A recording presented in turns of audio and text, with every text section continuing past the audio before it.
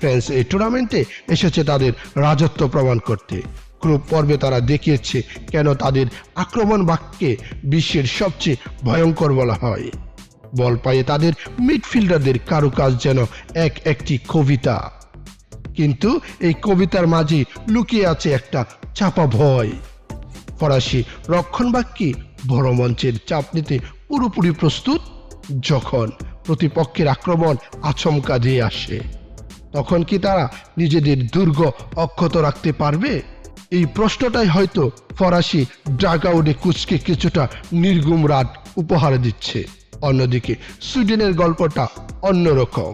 তারা চুপচাপ কিন্তু ভয়ানক। তাদের কোনো অহংকার নেই, আছে শুধু অদম্য জেদ। নকআউটে তারা এসেছে প্রতিটি ইঞ্চি মাটির জন্য লড়াই করে।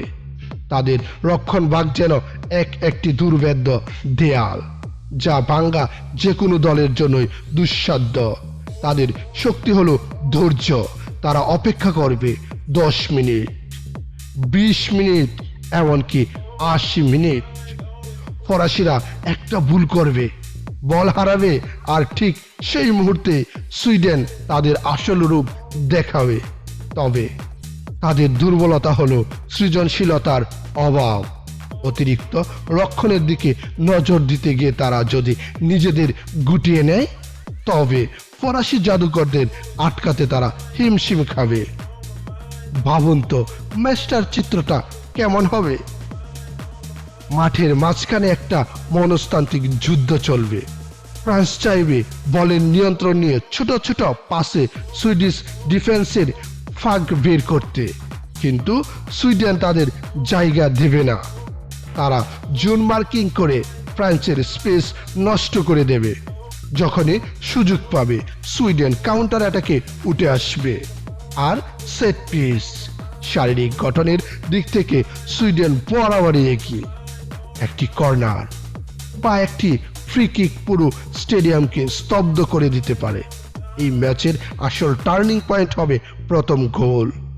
যে দল আগে গোল খাবে তাদের জন্য সমতায় ফেরাটা হবে এভারেস্ট জয়ের মতো কঠিন। এই মঞ্চে দাঁড়িয়ে আসল নায়ক কে হবে? ফরাসি তারকাদের গতি আর স্কিলকে সুইডিশদের শৃঙ্খলা ভেঙ্গে চুরমার করে দেবে, নাকি সুইডেনের সেই নীরব ঘাতকরা ফরাসিদের স্বপ্ন ভেঙ্গে ইতিহাস লিখবে? একজন তার বাঁ পায়ের জাদুতে মুগ্ধ করবে, আরেকজন তার ট্রেকল দিয়ে দর্শকদের উল্লাসে ভাসাবে। হয়তো ফ্রান্সের স্কোয়াড ড্রেফট একটু এগিয়ে থাকবে। ধারণা করা হচ্ছে এই ম্যাচে হয়তো খুব একটা বেশি গোল হবে না।